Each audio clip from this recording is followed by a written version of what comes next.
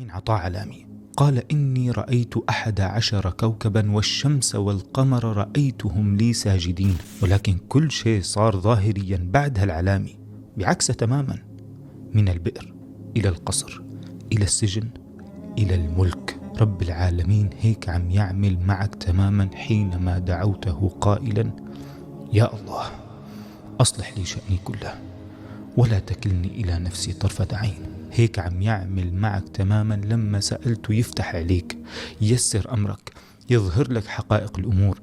مشان هيك بتلاقي عطاك علامي مشان يخليك تكفي وما تتراجع، ولكن بعد هالعلامي بتمر بتعسير ما بتفهم شو سببه. في صبر وفي سكينة، ولكن بلحظات بتصير تسأل: يا رب ليش هيك عم تعمل فيني؟ أنا شو عم ساوي؟ والله تعالى يعلمك الصبر والتحمل. بتمر بعد بلحظات بتلاقي العالم حواليك قاعدة عم تبعد عنك. العالم حواليك ما عاد مثل قبل. كان عندك 100 رفيق أو 50 رفيق أو 10 رفقة، صار عندك رفيقين 3. تصير تسأل حالك: يا رب هل أنا عم أغلط مع الناس؟ إذا أنت ما عم تغلط مع الناس فعلا أنت صاحب قلب طيب، فالله تعالى يقوم بفرز الناس من حولك ليميز الخبيث من الطيب، يبعد عنك الخبيث ويبقي لك السند ويحفظ لك السند ويحفظك من الناس ومن خبائث الناس. تصير تسأل حالك ببعض اللحظات: يا رب ليش ما عم يرجع لي شغفي القديم؟ والله كنت اشتغل قبل ليل ونهار، كان عندي نوع من طاقة، نوع من حيوية. ما عاد ضحكت مثل قبل، ما عاد تفاعلت مثل قبل، ما عاد اشتغلت مثل قبل. لكن رب العالمين عم ينظف قلبك من العجب. أحيانا لما تكثر عمل فبصير تعجب بنفسك: أنا اللي عملت وأنا اللي ساويت. ورب العالمين ما بده إياك تكون مثل قارون، أن آتاه الله الملك فقال: إنما أوتيته على علم عندي فخسف به وبداره الأرض. لذلك بحد من قوتك شوي ببعض اللحظات، نعم، لكن لينقل عملك من الأكثرية، يعني من إنك تشتغل 1000 شغلة باليوم للنوعية. فبتصير بدل ما تشتغل 1000 شغلة باليوم تشتغل شغلة باليوم عن عمل شهر كامل.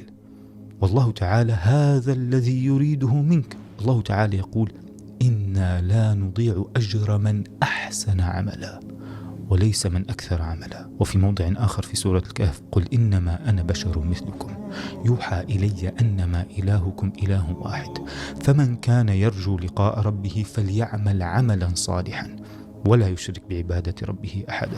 الذي خلق الموت والحياة ليبلوكم أيكم أحسن عملا وليس أكثر عملا. الأكثرية في كتير ناس تشتغل في كتير أعمال تعمل بسرعة، لكن بتحسها إن عملت بنوع من لهوجي، ما عملتها صح أو ما عملتها مثل ما لازم تكون. على سبيل المثال، فكرت تساعد والدتك بشغل البيت، رتبت تختك بسرعة، زبطت خسانتك بسرعة، رحت مسحت الطاولة بسرعة، ولكن الطاولة حقيقة ما انمسحت. الطاولة صارت الغبرة عليها بشكل مكان في غبرة ومكان ما في غبرة. تفتح الخزانة بتلاقي التياب فوق بعضها وما مرتبة بشكل صحيح، ما انك محسن بالعمل. بتلاقي التخت المخدي طالعة ومخدي نازلة والغطا ما معمول صح. ولله المثل الأعلى.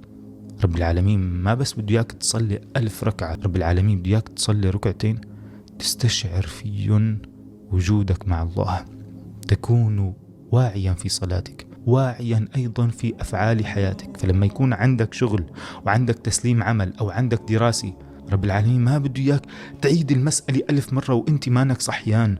بده إياك تدرسها مرة مرتين، ترتبها بشكل صحيح، تحلها بشكل صحيح، بشكل تحفظها وتطبق